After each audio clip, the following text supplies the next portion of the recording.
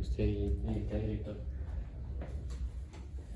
Listo, 3, 2, 1. Listo, profe. Entonces, pues bienvenido al canal. Un honor tenerlo acá. Muchas gracias por aceptar la invitación. Y pues nada, empezar la entrevista como con preguntas como muy de su infancia o de cómo lo construyeron a usted para ser quien es. Entonces, en primera instancia, ¿quién es Eduardo Galac? Uy, es una muy buena pregunta. Eduardo Galac primero lo debería definir al resto, ¿no? Uno tiene la costumbre de autodefinirse y muchas veces puede caer en cuestiones básicas como es un número de documento, es un número de teléfono, es una residencia. Pero bueno, la pregunta apunta más un poco a mi biografía y yo podría decir que nací en Bahía Blanca un 1 de septiembre de 1982, que ahora tengo 43 años. Bahía Blanca es una ciudad al sur de la Argentina, más o menos unos 700 o 800 kilómetros al sur de la ciudad de Buenos Aires. Y fui a una escuela, siempre digo que desde los 3 años estoy en la universidad, porque fue una escuela que dependía de la Universidad Nacional del Sur, que es la universidad allá, lo cual tiene todo un capital simbólico, ¿no? La escuela de la universidad. Tuve una educación muy buena en estas escuelas de miradas democráticas. Soy hijo de una generación de la democracia argentina. La democracia en Argentina retorna entre el 82 y el 83 para ser más precisos. Y yo transité toda mi vida con esa idea de educarse es un poco reconstruir memoria. En una escuela de la universidad que siempre recuperó parte de ese pasado trágico de la Argentina posterior a la dictadura, y donde el peso de la educación siempre fue muy importante para mi familia. Yo vengo de una familia de tradición judía, no religiosa, pero sí de descendencia, en donde lo que me inculcaron siempre fue el valor del libro, el valor del libro, el valor del libro. Obviamente, tradicionalmente se hablaba de la Biblia como libro, pero yo me quedé la idea del libro como el libro, como cualquier libro. Y siempre me gustó mucho la lectura. Si tengo que recordar mi adolescencia, me acuerdo de una adolescencia leyendo. Y por supuesto una adolescencia muy activa, en la cual siempre practiqué deportes. Siempre hago el mismo chiste de que fui bueno para todos los deportes, pero no lo suficiente para ninguno. Porque jugué al rugby y me iba bien, pero en un momento me aburrí, jugué al fútbol, jugué al handball, hice natación. Yo creo que lo que me gustaba más era el disfrute de aprender los deportes. Hay como esa curiosidad de tratar de ver qué pasa en cada uno de esos. Exactamente. Y de niño, ahí antes de llegar a esa adolescencia, como con tantos deportes, ¿hubo algún camino, no sé, en el juego? ¿Cómo era allá donde pues, se vivía, donde pues elaboraba pues, su infancia, ¿no? Claro. Bueno, Bahía Blanca es una ciudad ni muy chica ni muy grande, pero con mentalidad de pueblo. Hoy por hoy tiene 400.000 habitantes, en ese entonces debía tener bastante menos, pero es una ciudad con mentalidad de pueblo. Entonces, a pesar de ser una ciudad, yo me acuerdo de jugar en la vereda, en la calle. Vivía relativamente en el centro, con calles asfaltadas, pero jugábamos al fútbol igual ahí. Y me acuerdo de haber transitado muchos espacios recreativos, muchos espacios de juego. Siempre me gustó encontrarme con otros y otras para jugar. La rutina podría decir que era ir a la escuela, llegar, comer algo e ir a jugar. Muchas veces en el club, nosotros en Argentina tenemos mucha tradición del club como espacio cultural, no solamente deportivo. ¿Pero están ligados a la escuela? ¿O? No. El club en general son clubes deportivos, culturales, donde tienen su biblioteca, pero donde también era un espacio donde ibas al club. O sea, no era ibas a jugar al fútbol, ibas al club y capaz que estabas una hora jugando. Jugué mucho al básquet. Bahía Blanca es capital nacional del básquetbol, el equipo que ganó la medalla de oro de básquet. Eran 3 titulares en el Bahía Blanca, Manu Ginóbili, con quien jugué al fútbol contra Manu Ginóbili. Mi mayor logro deportivo creo que fue una vez que salté a cabecera y le gané, no era tan alto en ese momento. Pero bueno, volviendo a lo anterior, ese ir al club era pasar horas y horas jugando con otros y que venía la madre de uno, nos vamos y venía otro y estábamos todo el día. Lo mismo quedarme en la escuela. Siempre cuento una anécdota, mi madre, ya cuando era es un poco más preadolescente, se enteró que el horario de finalización de la escuela era otro, pues yo llegaba siempre tarde, porque me quedaba jugando y ella pensaba que terminaba en un horario y no, en realidad terminaba ¿Qué pasó con esa confrontación ahí? Cuando tuve una... tengo, porque viven, una madre y un padre que siempre me acompañaron. Esto voy a dar un salto en el tiempo en la biografía que intenta plantear. Yo doy clases en educación física. Siempre digo, ningún padre o madre tiene deseo de que su hijo sea profesor de educación física, ¿no? O sea, médico, arquitecto. Y mi mamá y mi papá me acompañaron siempre en todo ese tipo de cuestiones. Por supuesto poniéndome límites, no fue una cosa de hacer lo que quieras.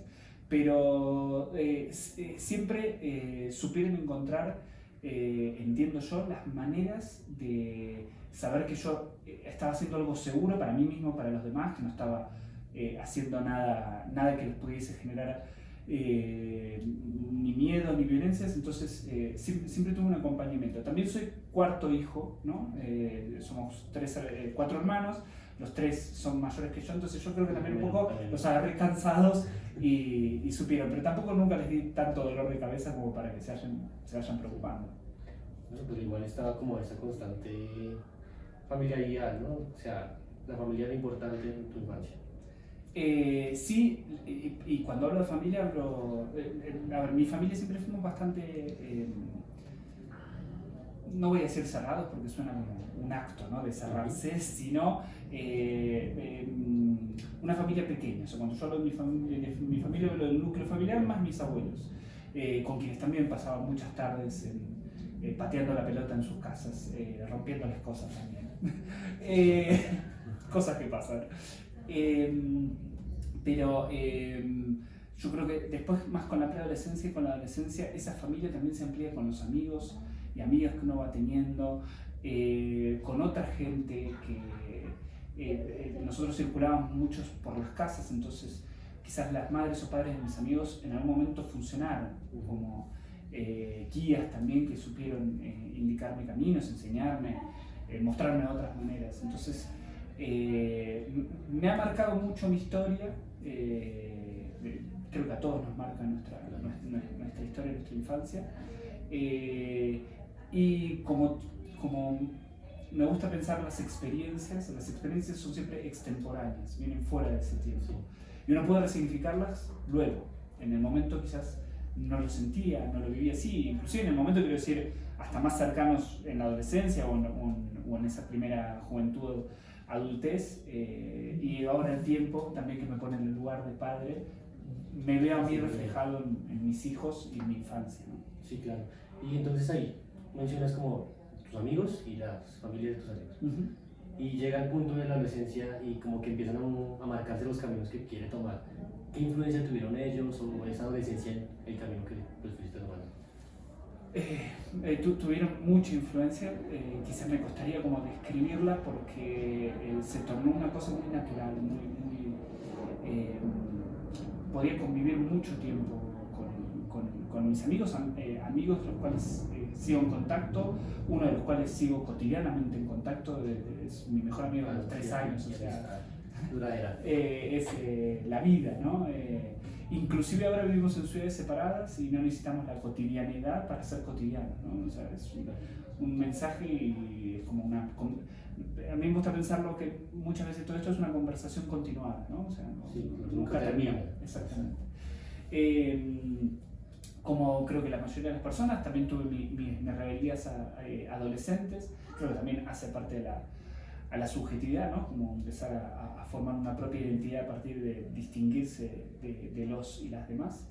Y ahí fue en parte cuando abandoné más el club, en el sentido de un lugar institucionalizado donde hacer prácticas corporales, y me volqué más a, no sé, jugar en los parques, jugar más libre, sin el grupo de amigos con el que siempre jugaba todos los días, empezar a jugar con quien sea, a ir a otros clubes y no al que siempre fui toda la vida.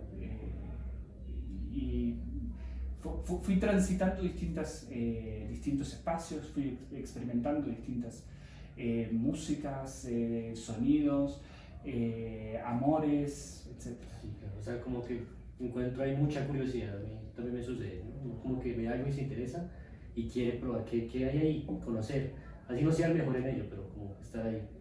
¿Y eso tuvo como alguna repercusión luego cuando ya en la vida más grande, cuando ibas a escoger carrera, para escoger educación física? Yo creo que sí. Primero, desde muy chico tenía el deseo de ser profesor de educación física. Por supuesto uno fantasea, ¿no? Cuando es más chico, astronauta, pero cuando uno tiene cierta racionalidad de qué le gustaría, siempre me gustó la educación física. Siempre me gustó la educación física escolar y el entrenamiento deportivo, ¿no? Que al final no me terminé dedicando ninguna de las dos, por vicisitudes de la vida que después podemos charlar. Pero sí, creo que algunas cosas me marcaron. Por ejemplo, lo que tiene que ver con el placer por disfrutar el propio cuerpo, el encuentro con otros y otras, lo que tiene que ver sin moralizar, o sea, sin caer en discursos morales grandes, los lugares que tiene el deporte para saber que uno se equivoca, pero sobre todo es más difícil con el otro, el compañero se equivoca en una pelota, en lo que sea, y es tu compañero y te encantaría decirle de todo y aprender también a eso, que uno puede errar. En general, cuando pensamos en los deportes, uno piensa, no, hay que aprender a perder, ¿no? O sea, no ponerse tan mal.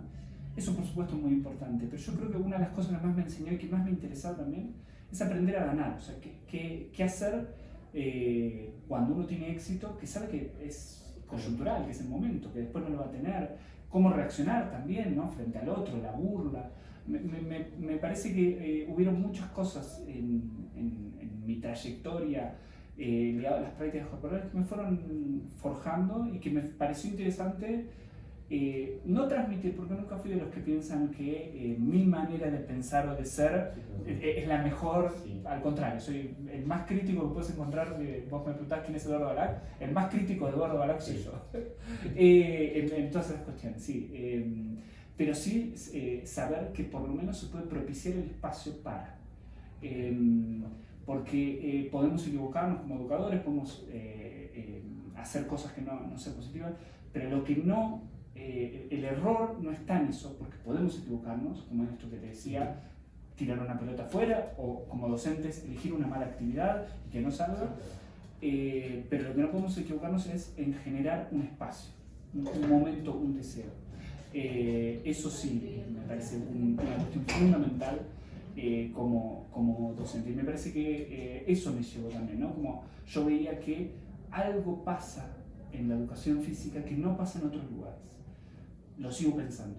Y siempre me pareció desde adolescente, porque yo les conté que nací en Bahía Blanca, me fui a La Plata a estudiar en la Universidad Nacional de La Plata. Quizás por esto, en Bahía Blanca había un instituto, pero yo quería ir a la universidad por esta forma. Quería salir de ahí algo más allá. Sí. Pero ahí mismo, o sea, antes de llegar ahí a la universidad, de salir, de plantearte estas ideas, estas preguntas, ¿cómo era la educación física ahí en la escuela? ¿Sí era algo que tú gustaras o había algo que no? Porque muchas veces los profesores dicen como, esto no me gustó y por esto decidí, o esto me gustó y de ahí partí. Bueno, te diría ni muy, muy, ni tanto. He tenido malas experiencias, quizás no tanto conmigo, pero sí o quizás las he reprimido, no lo sé, pero sí me acuerdo de violencias ejercidas contra otros, ¿no?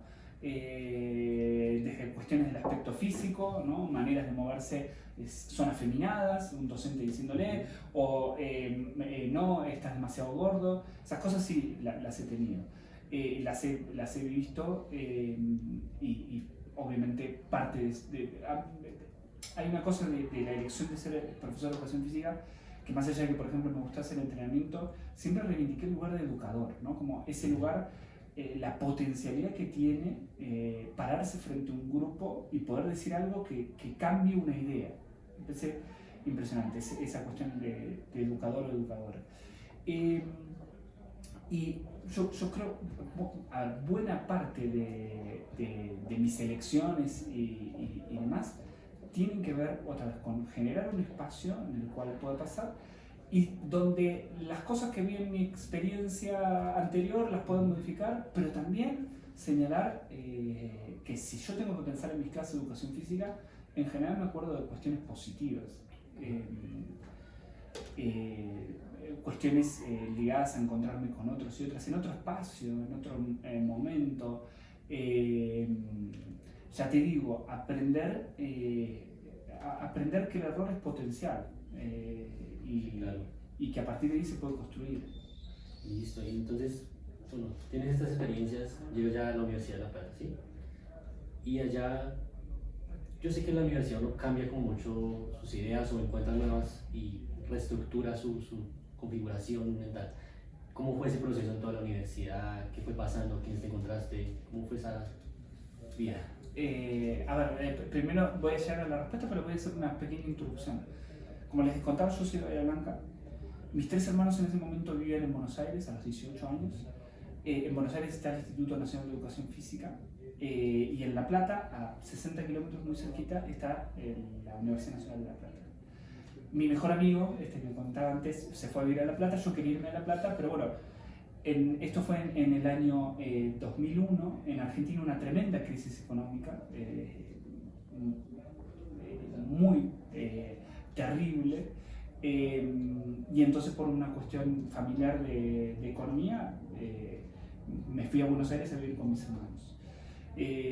Más allá de la convivencia con mis hermanos, la ciudad de Buenos Aires, que es una metrópolis inmensa, no pude soportar estar en una ciudad donde la gente va rápido a un lugar y nunca sabe por qué están corriendo. Bueno, exactamente. Me gusta un rato, por eso vivo cerca, pero me gusta en un momento frenar. Una vez mi hijo lo describió post pandemia, fuimos a Buenos Aires y me dice: ¿dónde está el cielo? Porque uno mira para arriba y ve puro edificio. Bueno, entonces duré un mes en Buenos Aires. En vez de estudiar en el Instituto Nacional de Educación Física de Buenos Aires, me fui a la Universidad Nacional de La Plata a convivir con mi amigo y a trabajar, si era necesario, para poder cumplir mi sueño, que era estar ahí. Entonces empecé a estudiar en la universidad. La universidad lo que tiene, primero, es una carrera de educación física inserta en la Facultad de Humanidades y Ciencias de la Educación. Entonces está educación física, pero al lado de filósofos, sociólogos, historiadores y muchas materias del curso de ingreso compartía con ellos. Eso me pareció fascinante. Me enamoró de la universidad. La universidad hoy es mi trabajo, pero es mi hogar.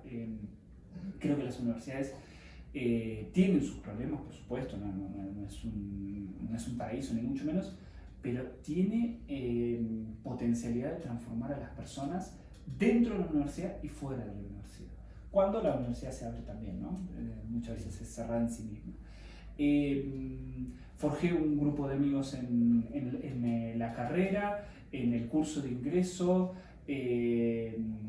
y después fui compartiendo muchos espacios durante la carrera. Y la verdad es que mi vida universitaria de formación pasaba por las clases, pero también pasaba por terminar la clase y seguir leyendo, discutiendo. Tengo dos grandes amigos, tenía en el sentido en ese momento, con los cuales podíamos pasarnos horas y horas hablando de lo que había pasado en la clase. En ese momento con demasiada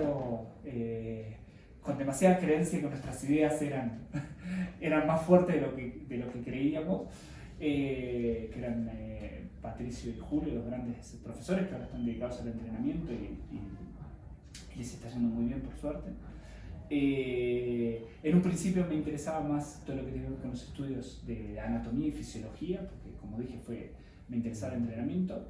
Y después en un momento de la carrera descubrí otros autores que me hicieron pensar de otras maneras la educación y el cuerpo, y ahí cambié un poco mi líbido intelectual y empezar a reflexionar teóricamente sobre las prácticas. Así que podría haber sido un buen entrenador en el sentido de que soy una persona estudiosa y cualquier persona estudiosa puede llegar a ser buena, pero entendí que había algo de la creatividad en lo que iba a hacer, que en el entrenamiento era más aprender muchas fórmulas y saber aplicarlas. Ahí hay creatividad, por supuesto.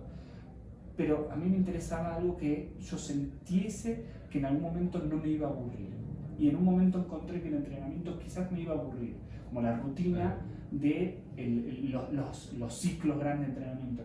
En cambio, yo encontraba en la reflexión teórica un placer en el día a día, en que cada vez que iba a leer algo iba a tener ideas nuevas. Y entonces elegí ese camino. Se podría decir que empezaste a filosofar ahí la educación física, ¿no? Porque pues pasa mucho que uno se encuentra con referentes o demás y cambia su imaginario. Entonces tengo esta idea de la educación física, esto orgánico funcional, voy por este lado, pero me encuentro que hay otras cosas más allá, ¿no? Unas dimensiones que también abarcan al ser humano. Entonces tú te encuentras con eso y cómo continúas el camino a partir de ahí, o sea, porque sé que tú tienes tus maestrías, ¿cómo las eliges? O sea, precisamente desde ahí. A ver, primero, sí, más o menos en tercer año descubrí un grupo de autores, sobre todo los gráficos en Pierre Bourdieu, un filósofo francés, que me hizo pensar más que el cuerpo en lo social en el cuerpo, y pensar todo aquello que incorporamos.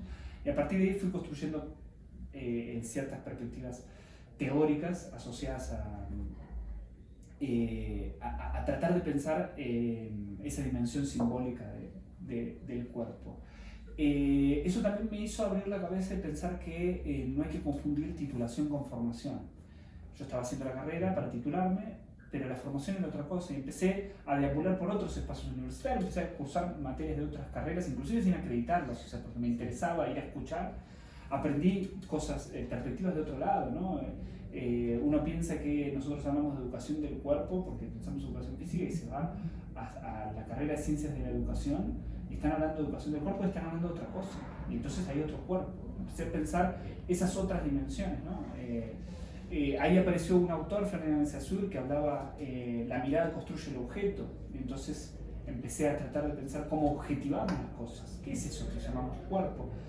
Eso me abrió un abanico de posibilidades y yo terminé, y en el 2007, terminé en el 2006, y apenas unos meses más tarde me inscribí en una maestría en educación corporal, en la cual la reflexión teórica era muy fuerte. Yo ya estaba inserto en grupos de investigación y casi automáticamente, no por idea propia, sino porque alguien vio algo en mí, y eso también es importante de la formación, ¿no? El saber se presupone, ¿no? O sea, no es que sabes o no sabes, yo tengo que presuponerlo, y tengo que estirar, tengo que estimularte para que aprendas otra cosa. Alguien me dijo, Eduardo, ¿por qué no te presentas a una beca de doctorado del CONICET? El CONICET es el Colciencias. Y no había nadie de educación física en la Universidad Nacional de La Plata que haya tenido eso. Y yo dije, ¿en serio? ¿Les parece? Bueno, me presenté y gané. Y siempre digo lo mismo, soy el primer becario, pero también soy el primero que se animó a presentarse, y no por arrogancia propia individual, sino porque alguien me dijo. Entonces también ahí hay un maestro, Juan Ignacio Piovani, que supo ver algo de hagámoslo. Me presenté una beca en Argentina. Tenés la posibilidad, como hay déficit en cantidad de habitantes, de doctores y doctoras, de hacer un doctorado sin necesidad de tener una maestría. Si tienes una beca, te aceptan porque, bueno, garantizan de que vas a terminarla. Y entonces en el 2008 inicié una beca de doctorado en el CONICET. Era un mundo totalmente nuevo, elegí la carrera de ciencias sociales. Me enfrenté a un mundo donde todo el tiempo me pasaban dos cosas simultáneamente, aunque parezcan contradictorias, que era, por un lado, tenía que estar todo el tiempo pagando derecho de piso, porque el raro de educación física, ¿no? era diferente, pero por el otro, todo el tiempo, gente que escuchaba y veía otra reflexión desde otro lado. Mejor o peor, no importa, o sea, puede estar equivocado, pero sí que había algo, y yo empecé a identificar un saber diferente desde la educación física. Entonces, eso, retomando un poco lo que decía antes de esas nuevas lecturas que fui encontrándome y que me hicieron pensar lo teórico de la educación física, que en su mayoría las teorías de la educación física estaban apoyadas o en autores extranjeros o en autores extranjeros de otras disciplinas.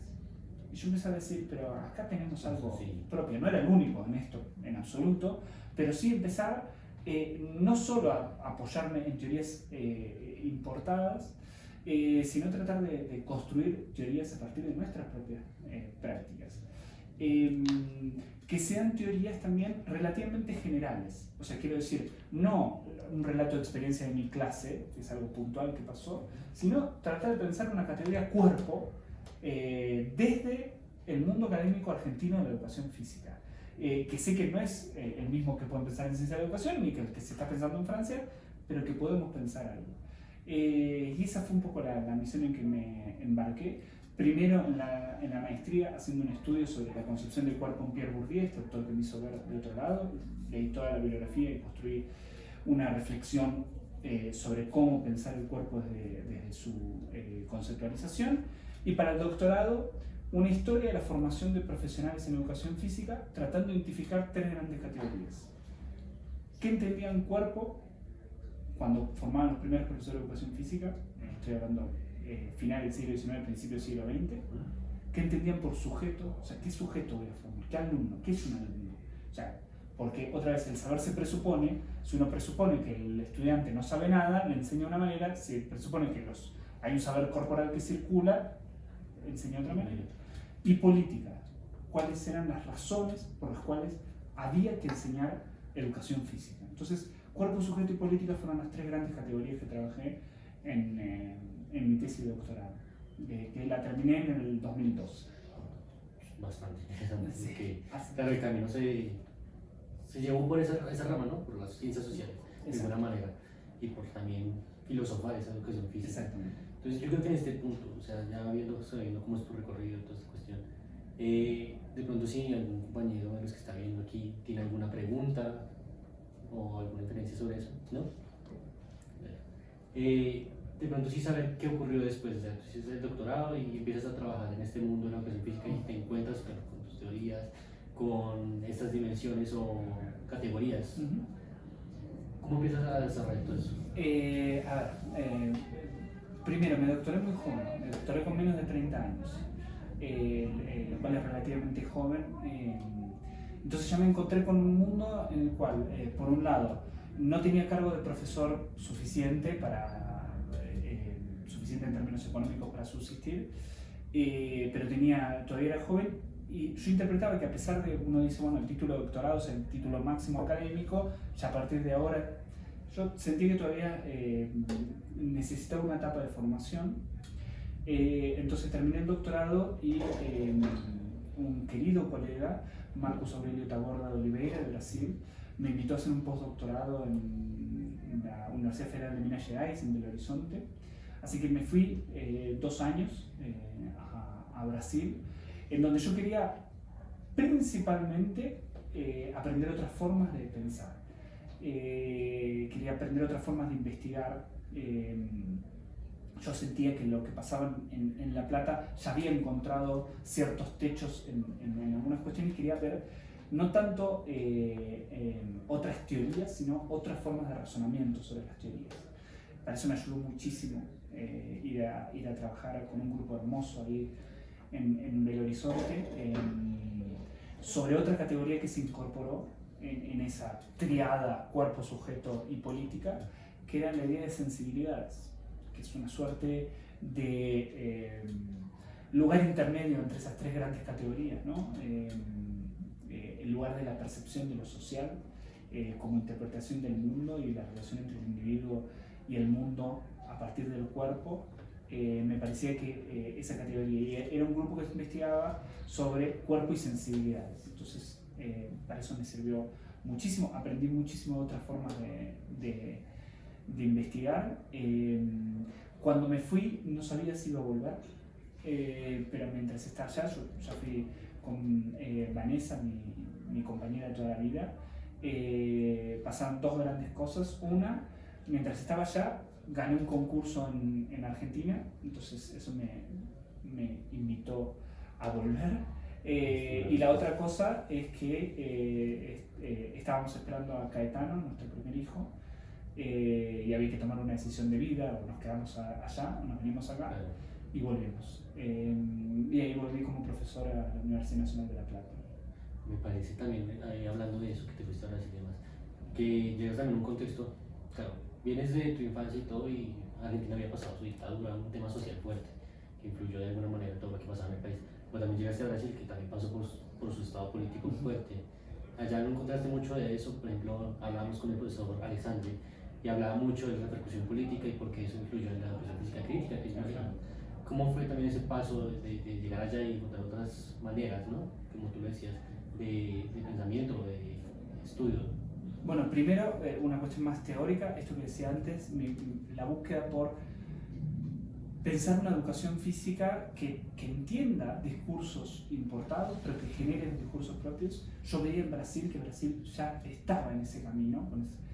A Alex lo conozco, fue uno de mis grandes profesores de la maestría, lo conozco desde el 2006, hace mucho tiempo, y yo ya me he dado cuenta que leían, por supuesto, grandes autores europeos, en su mayoría varones blancos, pero que también producían una reflexión propia. Entonces, Brasil también me invitó a eso, a otro idioma. Cuando digo otro idioma, no solamente me refiero al portugués, ¿no? O sea, a otra posibilidad de lenguaje con la que podamos narrar el mundo.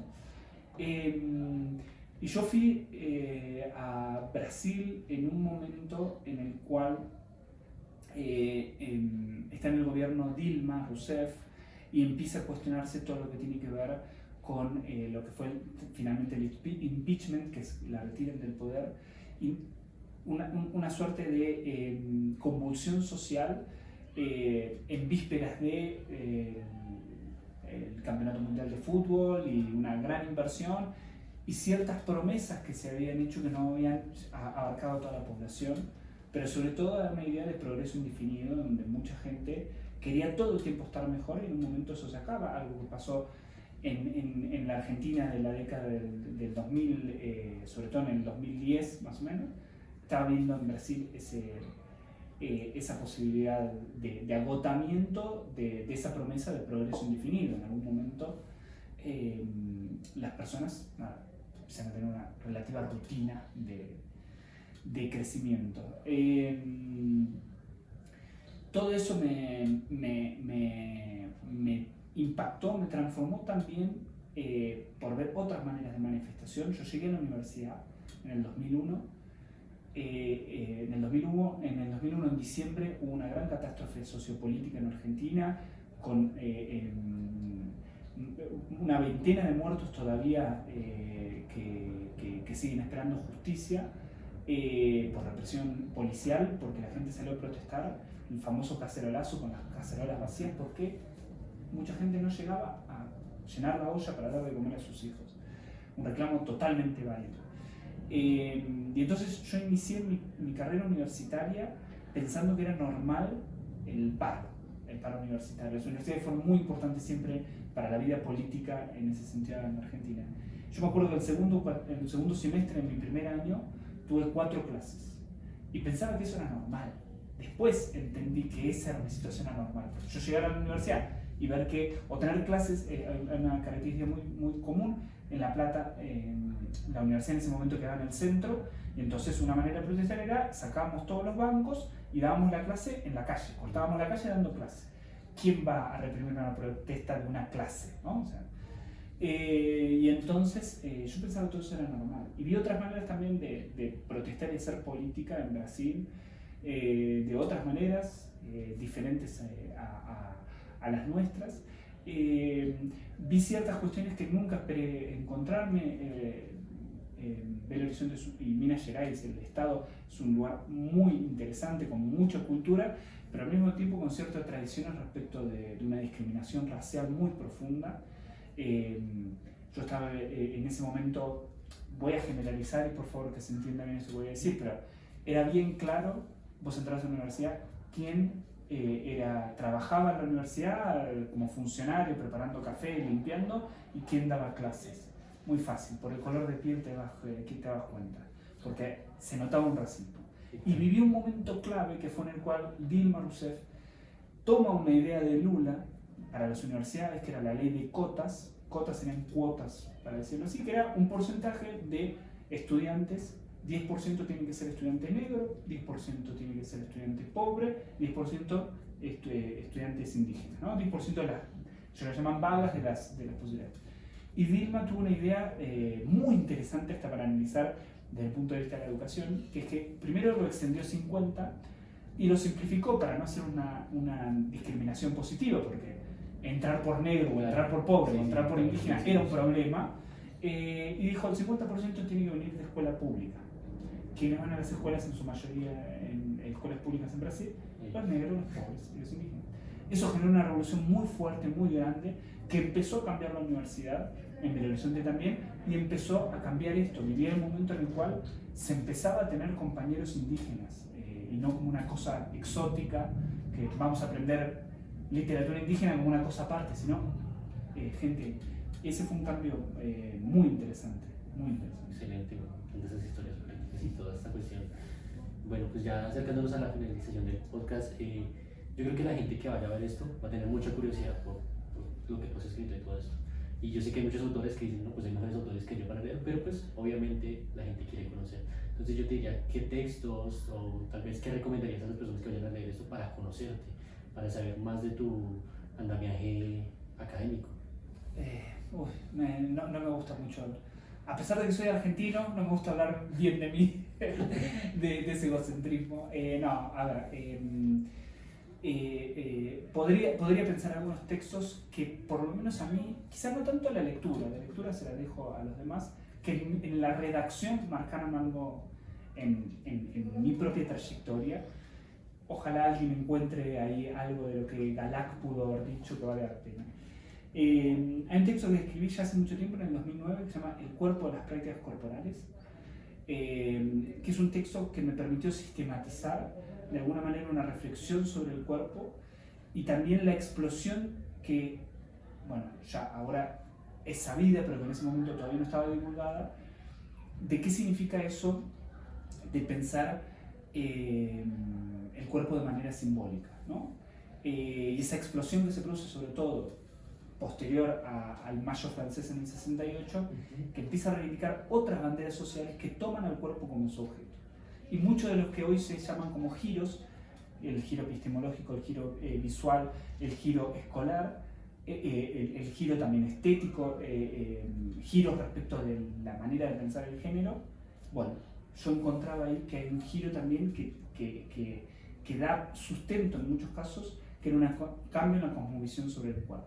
Es un primer texto que además me sirve mucho para a partir de ahí armar un seminario en el grado ahí en Argentina, que todavía sigo dando desde el 2009. Entonces, bueno, ese es un primer texto.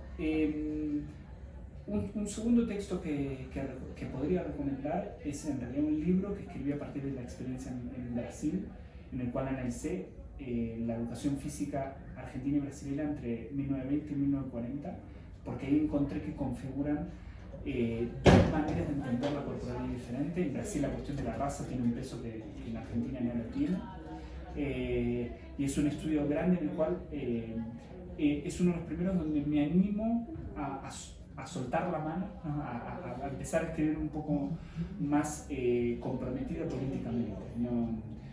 Ahí pierdo un poco, empiezo a perder, todavía lo tengo, el academicismo de tener que siempre estar con una nota al pie citando a otros autores, y empezar también a ensayar algunas ideas, así, diciendo voy a ensayar algunas ideas que todavía no tengo resueltas. Y después podría mencionar un texto en el cual critico la idea del cuerpo como construcción social, porque retomo parte de lo que mencioné antes de ese texto del 2009, no porque esté en desacuerdo con que el cuerpo es una construcción social, sino porque señalo que ese es un punto de partida y no de llegada. Y entonces, más que una afirmación, señalo que implica tres grandes negaciones: que el cuerpo es una construcción ex nihilo, o sea que proviene de la nada, que el cuerpo es un universal, sino que es un particular, un contingente, que el cuerpo sea una naturaleza. Y ahí desarrollo un poco cómo eso nos sirve, insisto, como la introducción y no como la conclusión que generalmente se funciona. Y déjame mencionarte un último libro, que no es tanto lo que escribí yo, sino un libro que quiero mucho, publicado hace 2 años, en el cual en la pandemia, en el semillero que coordino, muchos jóvenes o apenas recibidos o todavía en la carrera necesitaban un lugar de contención social, académico, de todas maneras. Y tiré una idea y fue bien rebotada, que es hacer un libro de reseñas de un autor, el padre de la educación física argentino, ¿no? Hace 100 años, releer toda su obra de hace 100 años con los ojos actuales, o sea, una mirada actual de ese pasado. Y produjimos un libro bellísimo en donde nos permitimos muchas cosas de exponernos a nosotros más que de pensadores académicos, donde una de las pensadoras gustaba dibujar, entonces hace la estética de la tapa, donde uno de los miembros era músico, entonces encontramos unas partituras para clase de educación física y le dimos vida a partituras de hace 100 años y están, en el libro está el QR, pero está liberado en YouTube. O sea, fuimos construyendo el libro que queríamos hacer, y yo ahí señalo en el prólogo, que tiene el título de Carta para quien quiera enseñar educación física, retomando la idea de Freire, de Carta para quien quiera enseñar, y recupero mucha de esta biografía que hemos tenido en esta larga conversación, tratando de pensar un poco lo contingente que somos, o sea, que pertenecemos a un continente o un territorio particular, pero que nos convoca un contenido, en este caso pensar la educación física. Y ahí señalo, por ejemplo, en ese libro, el prólogo, tiene 3 grandes prólogos, uno de Pablo Yaralowski, un gran historiador de la educación física argentina, un prólogo de Inés Dussel, una gran pensadora respecto de las imágenes, porque en el libro analizamos muchas fotografías de hace 100 años, y un prólogo de la cuestión musical, que te mencionaba, y para eso le pedí a la banda de música infantil que escuchaban mis hijos, Canticuénticos, que es una banda, y yo quería un poco unir lo que escuchan mis hijos con lo que quizás escucharon mis abuelos, para tratar de pensar toda esta larga biografía, y está ahí en esa carta para quien quiera enseñar, un poco eso, ¿no? El rol del docente implica un saber, pero también un saber sensible con su tiempo, ¿no? Trasladar una idea sin creerla no tiene ningún sentido. Bueno, yo creo que dar clases, educar un cuerpo, es también poner el cuerpo de uno, aunque no necesariamente lo ponga en movimiento como docente. Algo de todo eso está en ese libro que quiero mucho. No vale la pena muchísimo dar una revisada a ese libro porque las ideas suenan muy disruptivas, pero también contingentes y son muy buenas. Entonces yo creo que ya finalizando pues este podcast, muchísimas gracias por participar, por estar acá. Para hacer el capítulo pues avisaremos. Entonces nada, un gustazo. Un gustazo, un placer enorme. Gracias. Recién cuando cortamos decía algo, unas felicitaciones también por este espacio, por estas otras maneras de poder narrar, no solo lo que hacemos, sino también de divulgar lo que hacemos y lo que pensamos, y que desde un efecto de la pandemia que tuvo, es que en un momento yo me daba cuenta que muchas personas no sabían enteramente qué es lo que hacía. Y desde hace 3 años vengo desarrollando un podcast que se llama Lo Social en el Cuerpo, justamente por esto que hablábamos antes. Primero eran columnas en un programa de televisión, luego en un programa de radio y después en un programa de streaming, que lo pueden buscar en Spotify, en YouTube, Lo Social en el Cuerpo. Tiene muy buena llegada, obviamente no es una cosa masiva, no me interesa ser masivo, me interesa que la gente que lo escucha lo pueda comprender, utilizar, interpretar y hacer lo que quiera. Creo que es muy importante que entender que la educación no es solo lo que pasa en el patio del aula, en el club, en el gimnasio, hay también otros circuitos por donde uno puede transmitir una idea. Así que también la invitación es a compartir esos podcasts. Listo. Muchas gracias. No, por favor. Ahora sí.